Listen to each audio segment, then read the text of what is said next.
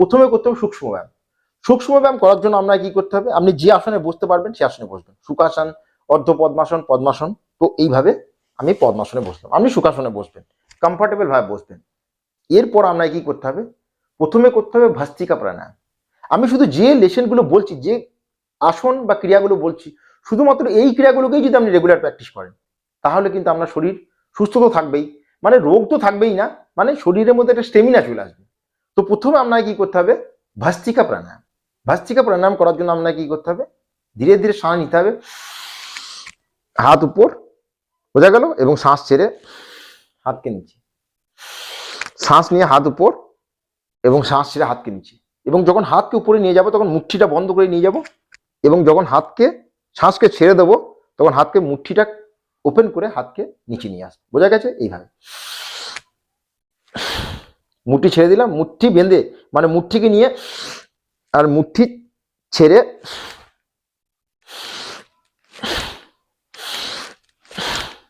এটাকে আপনি 5 মিনিট আপনি দেখবেন, আপনি করার সাথে সাথেই কিন্তু আপনার শরীরে কিন্তু পাসিনা মানে ঘাম আসতে শুরু করবে।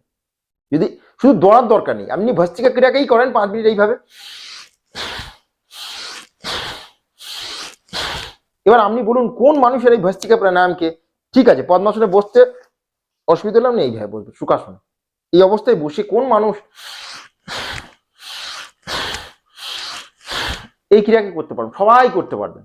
যদি আপনার পায়ে অসুবিধা থাকে আপনি পাকে এইভাবে রাখেন, দণ্ডাসন। বোঝা গেছে?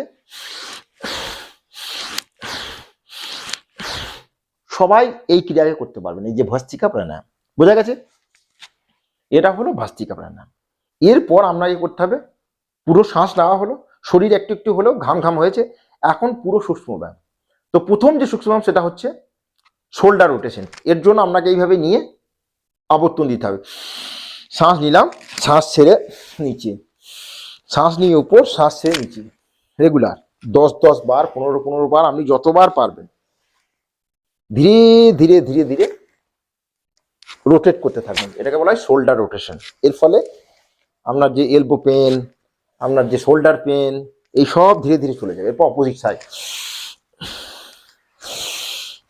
রোজ সকালে আপনি এই ক্রিয়াগুলোকে রোজ প্র্যাকটিস করবেন। হলো?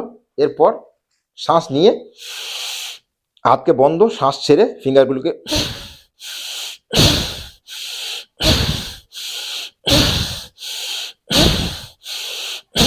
পাঁচ 10 বার। আপনার যে ফিঙ্গারে যদি কোনো জয়েন্টে প্রবলেম থাকে, যে জয়েন্ট পেন হতে থাকে, আপনার যে ব্লাড ফ্লো তীব্রতা, আপনার স্কিনের কোনো প্রবলেম থাকলে সমস্ত প্রবলেম দূর হবে।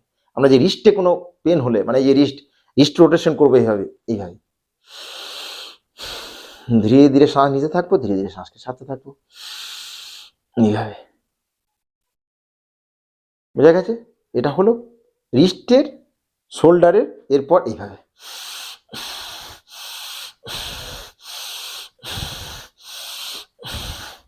হাত সাইডে,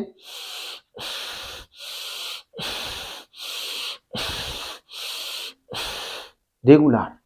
আপনার বয়স 70 হোক, 75 হোক, 60 হোক, দৌড়তে পারছেন না, আপনি ওয়াকিং করতে পারছেন না, আপনি সাইক্লিং করতে পারছেন না, কিন্তু বসে বসে এই সূক্ষ্ম ব্যায়ামগুলোকে আরামসে করা যায়, কোনো অসুবিধা নেই। আপনি দরকার হলে আপনি আমার সামনে বসে বসে এই আসনগুলোকে করতে পারেন। ক্লিয়ার? বোঝা গেছে? এরপর হচ্ছে নেক রোটেশন। শ্বাস নিলাম, শ্বাস নিয়ে কোনো তাড়াহুড়ো বা জলদিবাজি নয়, ধীরে ধীরে শ্বাস নিয়ে উপর এবং শ্বাস ছেড়ে নিচে। এই কাঁধার বা শোল্ডারে কোনো নড়াচড়া হবে না, শোল্ডার বা শরীর কিন্তু থাকবে স্ট্রেট, শুধু গর্দানটা এইভাবে ঘুরতে। আমরা যে ঘাড়ের যে ব্যথা, যে নেক পেন, সব ধীরে ধীরে ধীরে ধীরে চলে যাবে। অপোজিট সাইড, শ্বাস ছেড়ে নিচে, শ্বাস রেগুলার 3 5 5 রেগুলার। বোঝা গেছে? এরপর আপনাকে করতে হবে তিতলি পোজ বা বাটারফ্লাই, তিতলি আসন বা বাটারফ্লাই পোজ। এর জন্য এই দুটো পাকে একত্রিত করে, হলো, ফিঙ্গার ইন্টারলক করে এইভাবে ধরে প্রথম দিকে আপনার উঠে থাকবে হয়তো, এবং পাও হয়তো দূরে থাকবে, তো অসুবিধা নেই, এইভাবেই থাকুক। রেগুলার প্র্যাকটিসের ফলে এই পা ক্লোজে আসতে থাকবে এবং এইভাবে পাও গ্রাউন্ডে স্পর্শ হবে, মানে হাঁটুর যে এরিয়া, এবং আপনি এইভাবে মেরুদণ্ডকে স্ট্রেট করে এইভাবে আরামসে বসতে পারবেন, কিন্তু রেগুলার প্র্যাকটিস করতে হবে। এটা হলো বাধ্যাকনাসন। এটা প্রত্যেক 50-র উপরে পুরুষ মানুষকে অবশ্যই করতে হবে। মহিলাদের জন্য খুবই গুরুত্বপূর্ণ আসন। এইভাবে বসলে কি হয়, প্রোস্টেটের সমস্যা, কিডনির সমস্যা, পিসিওডি, পিসিওএস যত সমস্যা থাকুক, মানে পেলভিক ফ্লোর সম্বন্ধিত কোনো সমস্যা কিন্তু এই আসন কিন্তু কিওর করতে সক্ষম। এটাকে বলা হয় বাধ্যাকনাসন। এখন কি করব, ধীরে ধীরে এটাকে ঝাঁকুনি দেবো, যেমন করে বাটারফ্লাই মানে তিতলিরা এইভাবে ঝাঁকুনি দেয় পাখনাটাকে, সেই জন্য এর নাম হচ্ছে তিতলি আসন। এর ফলে আপনার পেলভিক ফ্লোরের যে মাসলস সেগুলো স্ট্রং হতে থাকবে।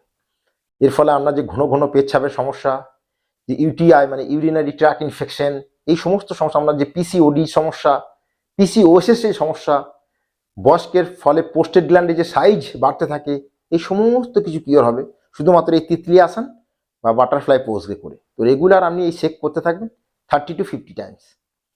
বোঝা গেল? এইভাবে